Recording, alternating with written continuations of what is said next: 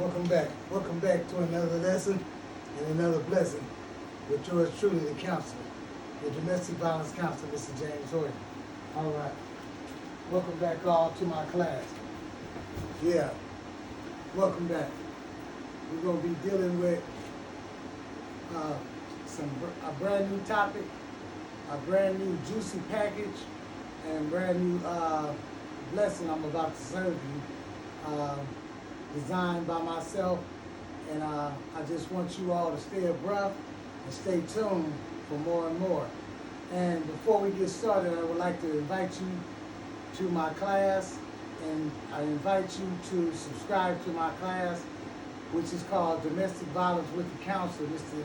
James Horton on YouTube. That's Domestic Violence with the Counselor, Mr. James Horton on YouTube. You can view it on our sideboard here. And tap in, and I'd like you to invite as many friends and as many people, whether you know them or not, invite them to my class, right? Invite them to our class to join in and be a part of this great thing, all right? And know that you was a part of the growth of this project, okay? So this paper is called The Domestic Narrative, right? The Domestic Narrative. It says Urban Dictionary, Urban's definition of a narrative. A narrative is known as a spoken or written account of connected events, a story. The narrative part or parts of a literary work, as distinct from a dialogue. Domestic narratives describe and define what the powers that be say or believe is right, and what the powers say or believe is wrong. Domestic narratives, domestic narratives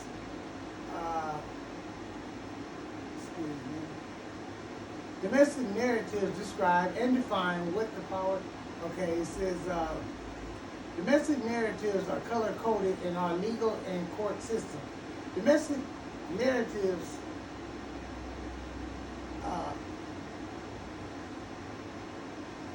are known to give rights to many racial, sexual, and economic groups today, while they continue to power over and draw domestic narratives to deny many of the same rights to others. Domestic narratives have been embedded in our generational family culture and our country's history, especially in areas of child rearing. Like the old saying goes, do what I say, but you can't say or do what I do. Remember that one? You remember you were told that? Boy, just because you hear mama and daddy and them cussing and fussing and all that, you can't do what we do, even though we're doing it in front of you. Domestic narratives are also violations of the December 15, 1791 Bill of Rights, First Amendment in the United States Constitution. The First Amendment gives all Americans the right to freedom of speech in this country. So we're going to go on. It says, please answer the following question. Number one, domestic narrative history of marijuana. Once considered a Schedule II illegal drug substance, responsible for imprisoning millions of black people for growing, possessing, smoking, selling, and transporting the once controlled substance that is now legal, and now legally enriching millions of mostly white Americans and immigrants for growing, possessing, smoking, transporting, and selling the same marijuana substance. Domestic narrative question. Should the question is, narrative question. Should the once in prison black marijuana smoker, seller, possessor be compensated, or should the white narrative seller or immigrant be jailed and imprisoned for doing the same thing? You know, I ask this because in my past, you know, I have been in prison and locked up myself for that very thing, for, you know, allegedly possessing some marijuana. 5 years probation. I mean, it was pretty heavy for something that society has always known was not a controlled substance to have someone going out blowing people's brains away. And goes to show now, is used for all types of municipal purposes, all kind of benefits, And so, you tell me what you think. Number 2, domestic Dave Chappelle narrative, standing up for what you believe is right. Do you feel or believe the world is not your, if the world is not your favorite color or favorite people type because they make jokes and exercise their First Amendment rights, that you should have the power to violate their civil rights, right? Domestic Dave Chappelle narrative, standing up for what you believe is right. Do you feel or believe that the world is not your favorite color or your flavored people type because they make jokes and exercise their First Amendment rights, that you should have the power to violate their civil rights? I mean, it's just kind of saying like, I remember people saying, oh, you short, and oh, you too little. Girls saying, you ain't tall enough for me. I mean, but, I wish I could have just got a little taller for the opportunity, but it is what it is. And some things, right, you can either allow them to mess with your feelings or not allow them. You don't have to give what people say power. We have a choice here. You don't have to do. You can empower one yourself, right? There are going to always be some people that have something to say. And in the Dave Chappelle area, I'm not trying to knock anybody's feelings from the way they feel. But it's a control factor when you want to control somebody and make them shut up. Our country wasn't built on that, right? And so if we're going to imprison the Dave Chappelles and the other comedians who might say something that you feel or someone else feels is distasteful, then I think we probably are going to go even further and lock up all the people who are laughing, lock up all the people who paid to go to the show, right? And it's going to be a messed up world if we get so far out there and start dictating what people can say or do that's not physically pushing you by, or controlling you, So let it be. All right, number 3, domestic narrative is gangster.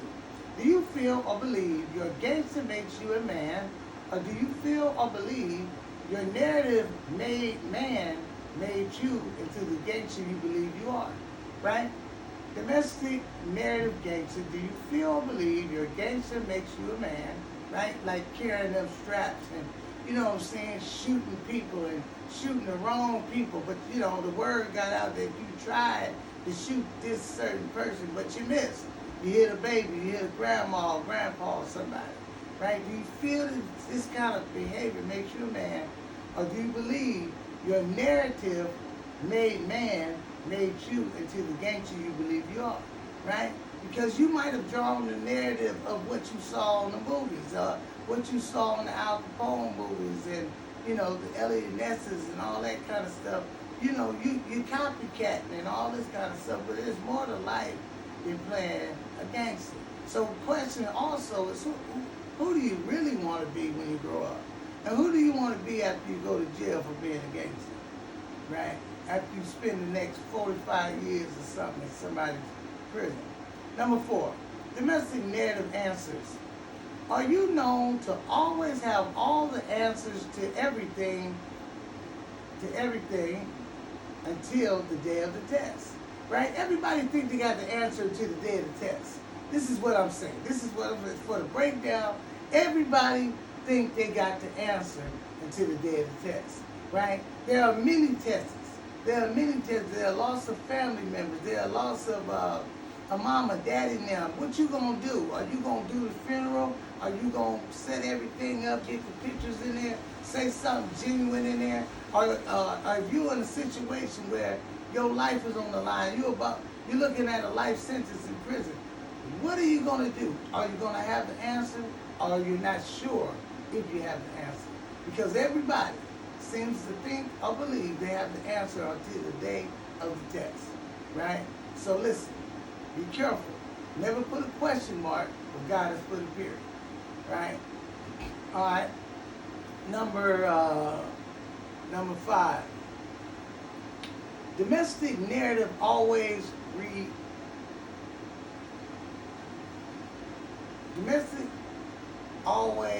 re-narrating the domestic story. And most of your social, financial, and intimate relationships, are you known to lie about your story and narrate your domestic story to get what you want, right? Are you always recreating or trying to narrate, trying to act like it's a dress rehearsal and you're on stage and you're just writing the scenes to the next movie, right?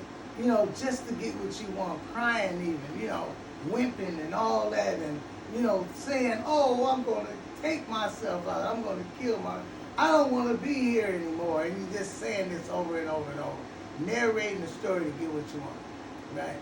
All right, number 6. Domestic violence narrative. Is your narrative towards the need for violence in most of your relationships an asset, or do you believe it's a liability when it comes to building and strengthening most relationships you get in? Domestic violence narrative. Is your narrative towards the need for violence in most of your relationships an asset, right? You know, a benefit, or do you believe it's a liability, a cost, you know, a down, right? When it comes to building,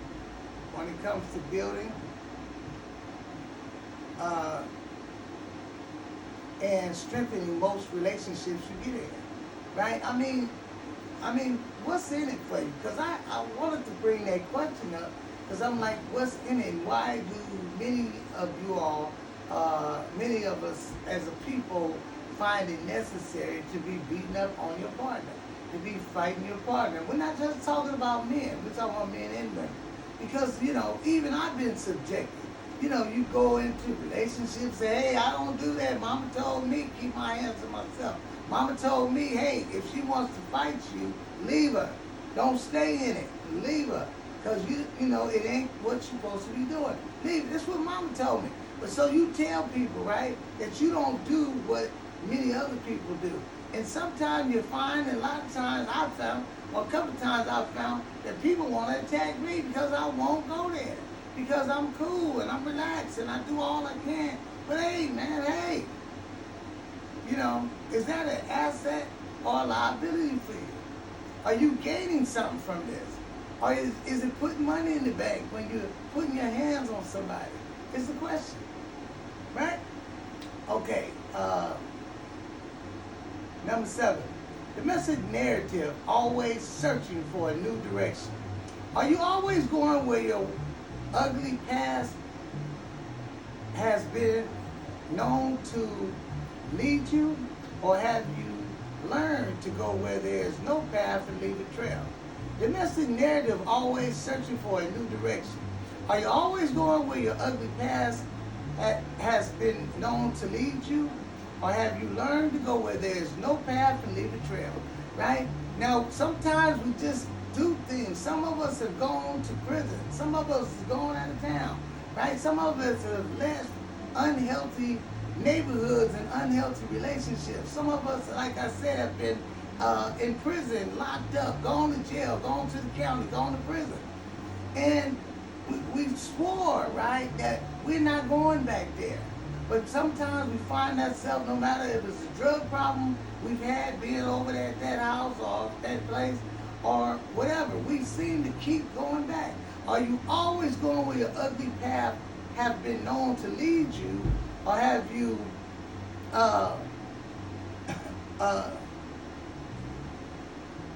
or have you learned to go where there's no path and leave a trail, right? Where there's no path, I mean just an open field, and you carving your own path and leaving a trail.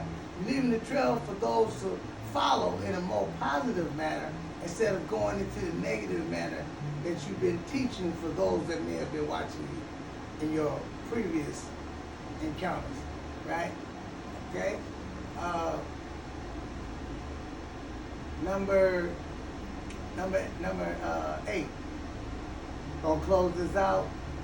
We're getting close to closing out. So, number 8. Confuse domestic narrative. When it comes to confuse domestic narrative. When it comes to making friends, being friends, and learning how to be friends to yourself, why are you always confusing?